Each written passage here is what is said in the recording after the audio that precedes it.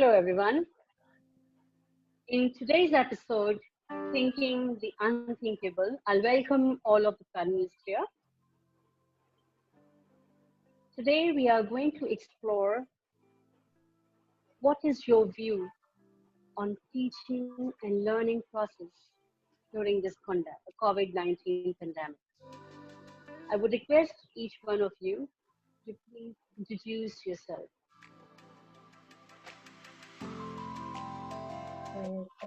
Assalamu alaikum. My name is Sahab Faraz. I'm an education leader and a motivational speaker.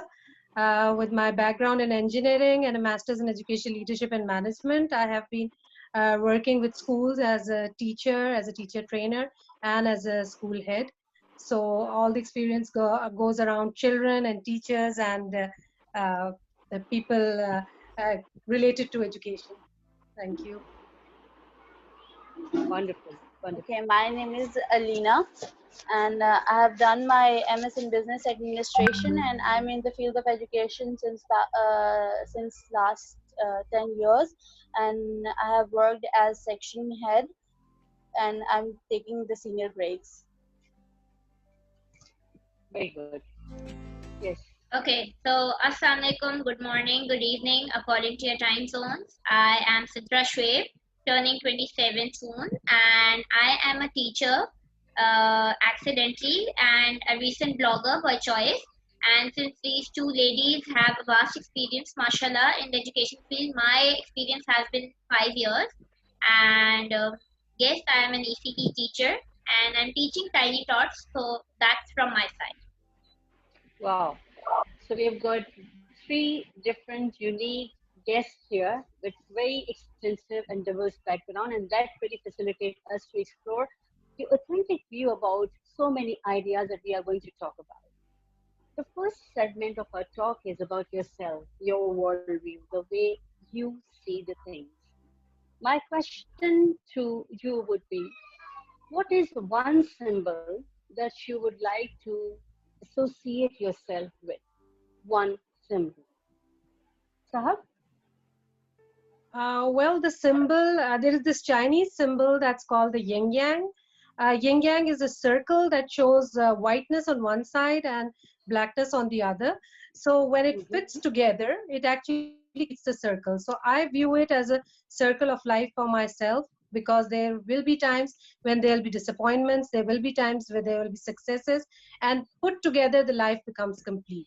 So I think that symbol actually really resonates with me. So when there is a darker day, there's always a brighter light. So we have to keep the positivity open, no matter how negative, how much we face. So I love the yin yang Chinese symbol, and I think I can associate it with that with my life as well. Thank you. Beautiful, beautiful. I mean, beautifully describe the other side, both sides of the life. Alina, would you like to describe the symbol associated with you? I associate myself with pen. I believe that when knowledge is actually power. If you have knowledge, you can conquer anything. So that's what I associate myself with. Would you please repeat because we lost you? Am I clear now?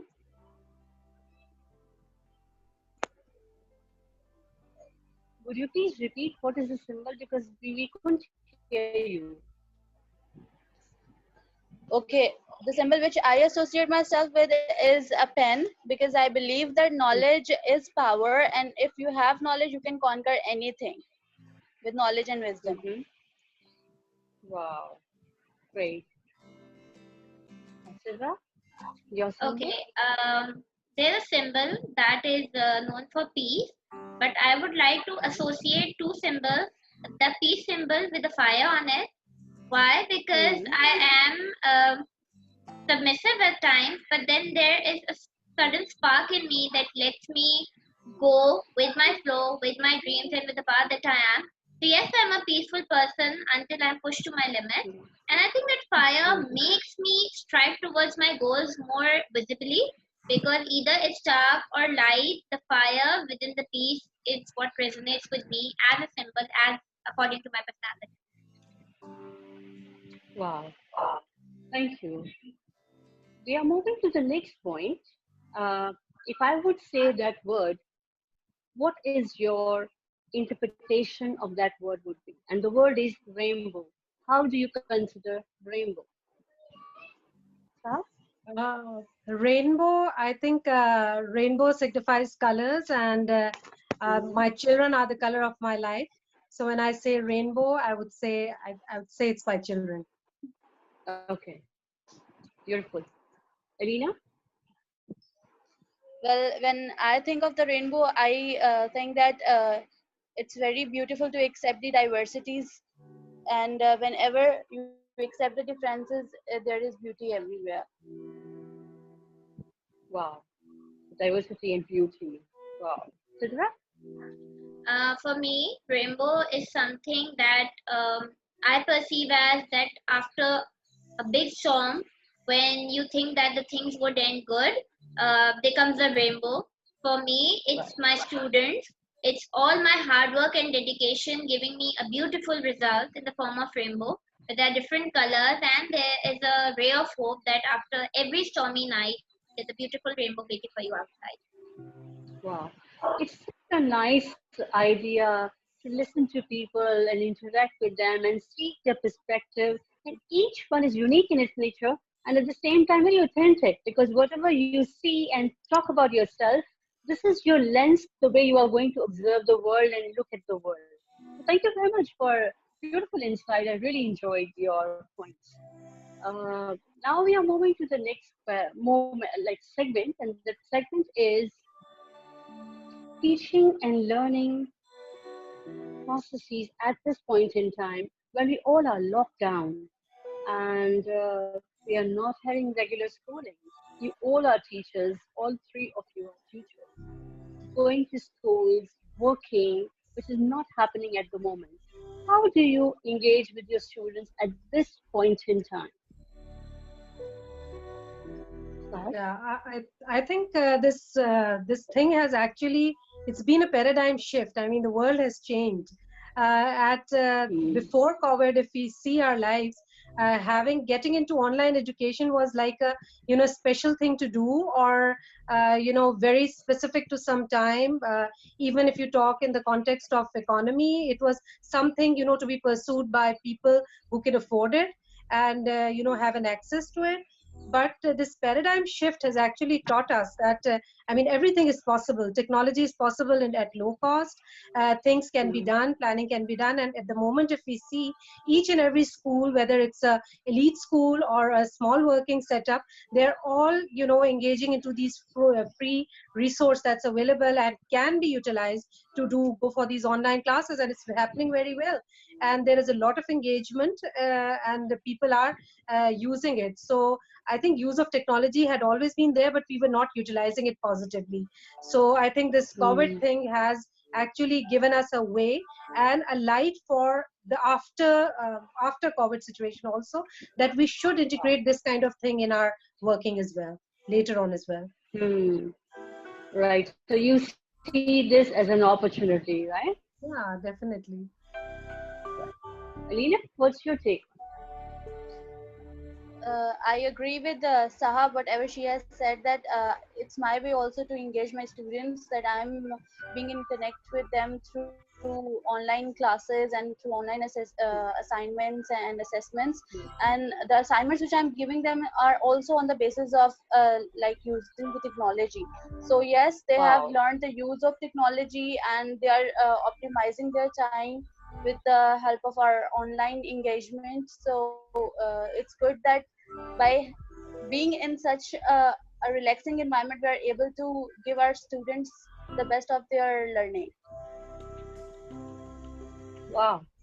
So you're already practicing those ideas. Sita, in your context, how do you see this situation? Since I teach tiny tots, as I would like to call them, and they age between 2.5 to 5.5, I can't connect with them through technology, definitely, because they are not on that age bracket where they can use it the way the adults can. But the positive thing that I have observed is that the parents are finding different new ways to keep them home, bring those homely small activities, and they are finding those small teaching moments that usually in a busy life we miss out, because we say we have maybe this assignment, or we have to do that office work, but now they can understand that even a little thing like putting up the table, setting up the table for a star maybe, or keeping the thing back, there might be something that they can teach, and that is more effective, because the smaller drops are usually more effective rather than giving a big sea of knowledge all at once, especially to this age bracket. So I'm really happy with this bond of parents and students connecting each other and remembering us that they miss us, but those little teaching moments, I hope they stay with them. So that's my take on how to go with these little children according. My question to you is that now that we have to deal with the situation and we have to do online teaching, now how do we ensure that students are getting what you are asking them to do? Yes, I think that's a challenge. Besides what's happening at the moment, I think this is one challenge that not only the teachers but the parents are also facing, because you see, we were not ready for all this. So we are not that equipped with the whatever we have learned. We have learned during these trying times. I mean, struggling and trying and messing up with things. Because initially, when the schools had even started, even the school mechanism is improving. Because what I see with my own children, when the classes had started, even the teachers were not sure, the technology was playing bloopers, and everybody was uncomfortable. Gradually they're learning, so it's a process. And the challenge of course remains there. It has not been still we are in the learning process, because it had just landed upon us. We had no choice to have this. So this is a time that I think a preparatory time for ourselves. So we can't say it's going to yield results with perfection, but of course there are many skills that are learned, and there are many that are missing. Of course we are missing the social part. We are missing the part where children interact with each other, or a teacher to a child contact. So we are missing all those things at the moment. But I think within these times, whatever positivity we can take from this situation, it's offering us, and of course making us learn. And one point I'd like to make here, that the children who had only used technology for the sake of gaming or for the sake of fun have actually learned that there are other channels also which can be utilized for learning, teaching and learning through technology as well.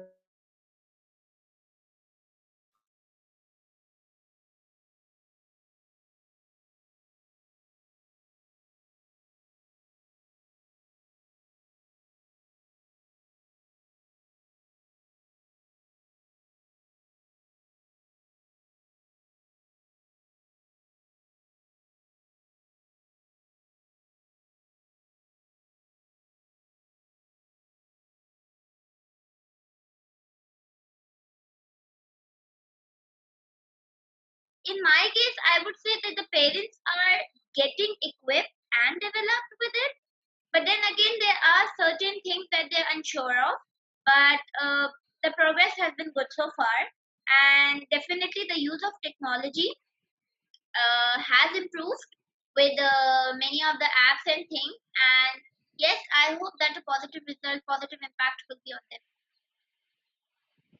Now that we know that students are using this opportunity to engage themselves into learning, teachers are also putting the efforts. And as Sindra said, that they've been sharing a lot of activities and worksheets with each other. Parents and teachers are also clubbing together. My question to three of you, all the panelists, is how do we ensure that students' learning is taking place? What is your mechanism of assessment would be in this time? I think that is another challenge. Although what the programs that the schools have made and the kind of teaching and learning that is going on, it is now being planned very well, with where they're sending online assignments, and they are sending presentations and then answers and quizzes and everything. But the thing is, of course, the monitoring part is missing when we talk of actually the exam taboo that we have. That it has to be purely it has to be the whatever they have learned, they need to produce that. But I think another angle that we need to look into this is that this is what brings us to critical thinking. This is what brings us to the kind of questions that we should ask, in which you are not gauging for an closed-end answer. I mean, I think this is the time which we can use to open the thought process, and we can have open-ended answers and actually develop their critical thinking. And there should be a no right and no wrong answer. So I think that is the part that was already missing in our education system, that we were always looking for the yes or a no answer. And due to that, we were actually producing nerds rather than, critical thinkers. So I think we can use this opportunity to design our questions in such a way that it's actually gauging their learning also, and it's developing their critical thinking skills as well. So that's, I think, my stance on the kind of assessment we should have. Okay. Alina? Yes, it's like in current situation, it's very challenging to assess the students that whether they are actually doing their task and they are doing the learning process. But the type of the assignments which we are giving them and the type of the quiz and everything which we are giving them is the thought provocative. Students have to think about it. It's not the type of the assignments which we are not which we are giving to the students is not that they can copy paste from the internet or something. They actually have to search it, they have to think about it, and then they have to compile their assignment. So in this scenario, what we can do is that we can give them a challenging assignment.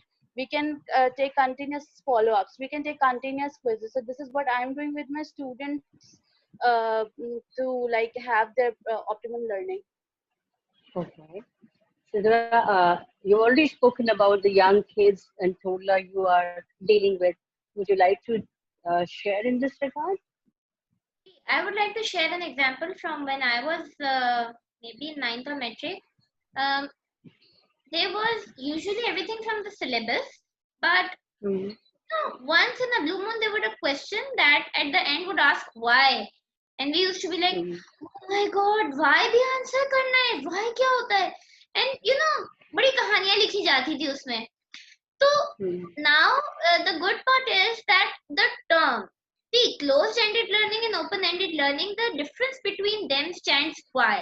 And I would like to a movie quote, 3 Idiots सबने देखी है, कि काबिल बनो बच्चा, कामयाबी झक मार के पीछे आएगी, and that's what I sometimes quote. Why? Because see, learning is a continuous process. We are in a meeting right now. We learned how to change into gallery view, to how to landscape it, to how to use different equipments, right? So this was a continuous learning process.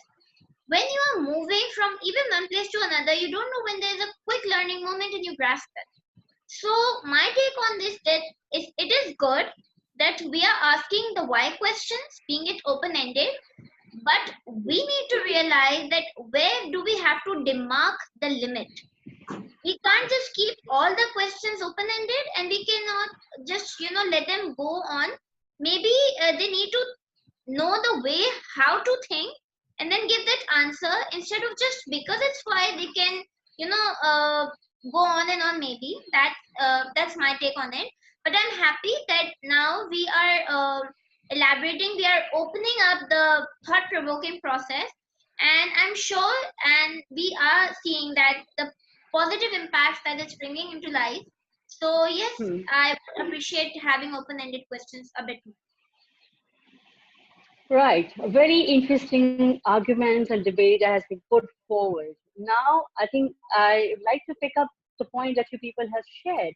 You said it's important and this is time to nurture critical thinking among students. Now, my question to all 3 panelists would be, how to nurture critical thinking, how to nurture the why part of the questions into the minds of the children? Well, that's a difficult question. I think difficult question not only to the educationalists, to the teachers, to the parental mindset that we have at the moment. So I think this is going to take time. I mean, nothing's going to happen in a spur of a moment. And since we had already spoken about that, what we have delved into in terms of technology and this new mode of learning is actually a new thing within itself. So since we are learning at this point in time, I think there will be time, inshallah, that we're going to reach there also.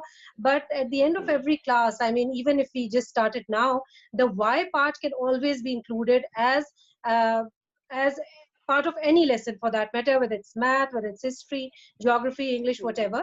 But it's actually about your mindset. And I think parents also have a role to play here, that along with teachers, along with the academic staff that's working towards the development of your children, I think the parents should also take interest in their teaching and learning in this new scenario, because it's new for the children as well. So they also require support.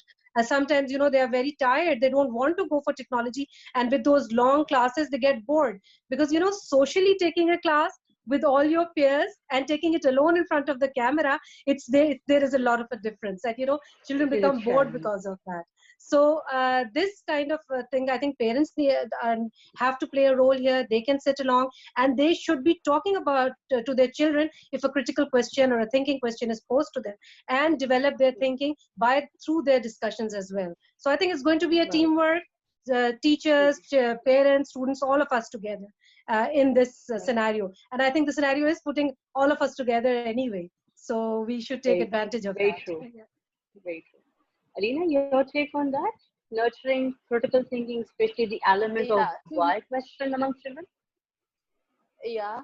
I would like to say that before we expect our kids and our students to answer why and to think about whys, we have to let them ask why first. Because it happens Mm-hmm. that they are asking us questions, and the kids are asking us questions from the very young age, and we get irritated because of it. So first of all, we have to give them the freedom to ask why. Only then we will be able to ask them why, and they will get habitual of answering this thing when they'll start thinking about the things by themselves. So it's only Mm-hmm. possible if they are given freedom, then we can nurture them accordingly. Beautiful. I mean, freedom of choice, asking them the opportunity to ask questions, it is something which is rare in the classroom. Chitra, would you like to speak on that, keeping your context certainly early years in mind? Um, See, for me, as I commented earlier, that it's good to ask open-ended questions, or why questions basically. But then again, we have to demark the limit. So I don't think that learning can ever be assessed, because see, as I told, that it's an ongoing process. How can you assess a child that whether if maybe he was not able to grasp history, but he's able to?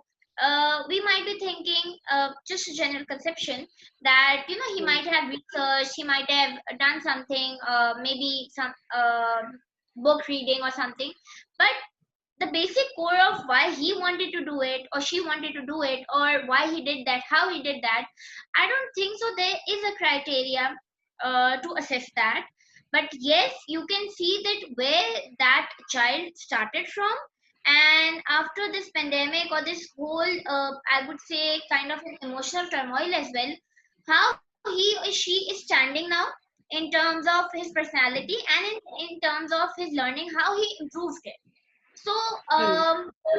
I think there should be a demarcation, but I can't say that there is a limit to assess them about how their learning goes.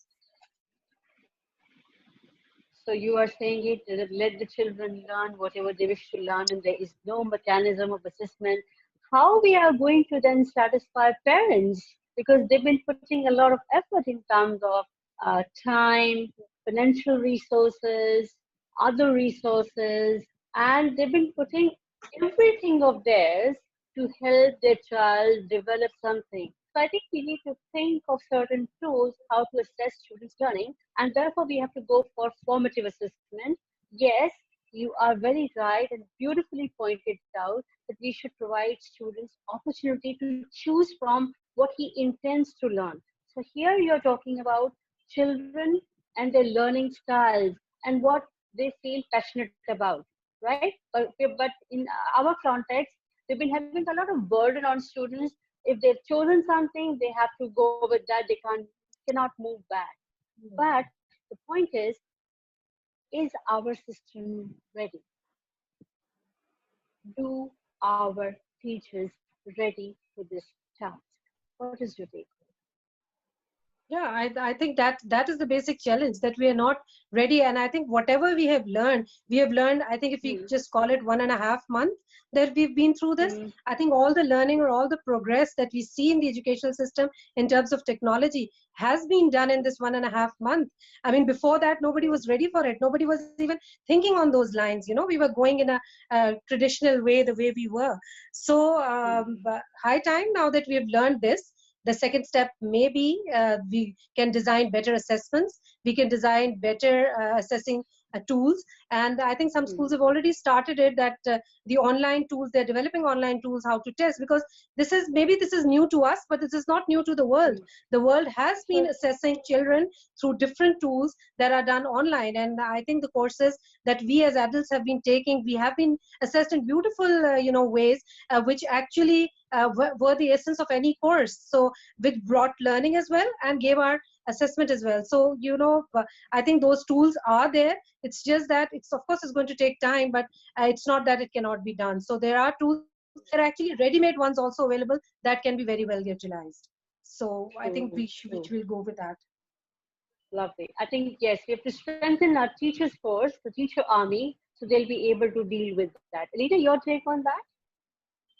Yes, to bring the change, it's very necessary that before changing the teachers and before changing the students, first we have to change the mind of the parents as well, because they are still on that typical methods of teaching, and they are not getting satisfied with the changed methods. And I have seen examples in my Hmm. practical life that when we are trying something different, the parents are not satisfied with it. So to Hmm. bring the change, first of all the parents need to change. They have to accept the change. They should know the intensity and needs, that why critical thinking is important, why holistic development is important. So only the True. nurturing of the kids is possible by the nurturing of the parents. This is what I believe. Hmm. Right. So I think it's time that we have to help parents understand that yes, grades and other things are important, but learning is the most important thing. I think this would go very well with Sidra and her toddler scheme of learning. Yes, Sidra? See, I agree that there should be, as I mentioned earlier, that there should be a Hmm. demarcation in that while Hmm. learning thing. I think the Hmm. formative assessments, we are growing with the passage of time. We are learning how to, I would say, beautify them in the way how to put more elements to Hmm. critically analyze their critical thinking and all the other aspects, be it their physical appearances like their hand body coordination, eye movement and stuff, and their writing and stuff. But yes, I would agree to Alina that we need to empower, we need to make the parents understand that if the method is changed, if there's something changed, just let it grow, and maybe then you can see, because it happens that the change is not acceptable very readily. So we need Hmm. to empower them as well. And yes, we need to learn, we need to grow as person, as teachers ourselves. So we as wider our view, our shift will be, the more I would say effective assessments will be there. There are some things in all schools assessments that can be maybe accumulated, and maybe we can provide a formative assessment on maybe at a level that maybe most of them can use, maybe there most of them can utilize. And there is a formative assessment of the teachers themselves, that how they assess the student, so that also helps Hmm. them in putting them in the record while checking whether yes, no, or maybe. So yes, Right. I agree. Yes, teachers have been putting a lot of effort, no doubt about it, but then facilitating teachers at the moment to help them so they'll be able to actually equip themselves with the 21st century learning skill, then only they'll be able to, bring forth whatever is expected or what we are at the moment talking about to help children learn. My last question to my panelists would be, what three suggestions would you like to give either to parents, to teachers, or to school leaders, and even to children? Any three suggestions to anybody, because this COVID is not gonna go that soon, I believe. Now we know about it, right? It could take a little while, but then inshallah there'll be a hope that the time will become better. But till then, till that time, what we should be doing it. So your three advices or three suggestions to any of these stakeholders.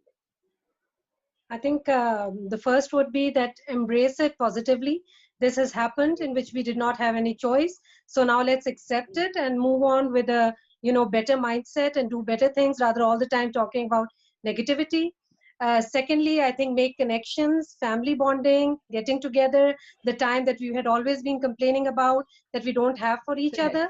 So now we have enough time. So let's make good connections and connections with the Almighty as well. I would definitely say now that we have time, so we should develop ourselves spiritually also and try to do deeds that not only benefit us but others as well. So I think that's also an opportunity and a lesson. So I think that would be my three advices to all of us. Thank you. Thank you, sir. Thank you. Yes. Arina? Okay, so my three messages are that first of all, we need to be thankful to Allah Almighty for all blessings which we have, and with this situation, with this isolation, we have come, like we have realized that the importance of freedom is very, very, very essential for us. So we should be thankful to Allah for that. The second thing is this, that yes, technology is important, and we cannot run away from this. So parents need to realize that technology is important for the students and for their kids if they want to excel and if they want to learn more. And the third thing is this, that we need to stay close to our morals as well, because this situation has made us realize that we cannot be to ourselves only, we need to help others as well. So these are the three things: be thankful, and stay close to the technology, and yes, stay close to the others as well.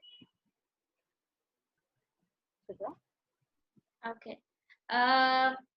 The first take of mine would be grateful. Be grateful because we have, alhamdulillah, all the blessings that we usually used to take for granted. Like, let's talk about technology. Let's talk about food. I can see, since I am from a business background, I can tell you the people are going beyond poverty line every passing hour. So actually, it makes me realize, and every day when I get up, I say, Allah का शुक्र है मेरे दस्तरखान पे कोई असर नहीं पड़ा, मुझे कोई मसला नहीं है, मैं बाहर जा रही हूँ या नहीं जा रही हूँ, I am I'm well rested, everything is done, I am full, the food is good, and not just one type of food but many. So the actual essence of shukr karna ya be grateful, I guess we all learned about that. Second is just have the best time with your family, because usually I think this is the bond that we used to miss, but this is a beautiful time to connect, to explore each other, and maybe resolve those little disputes between you and your brother, so you can stay in peace, rather than picturing the Tom and Jerry thing and your mother would bring a flying chappal over.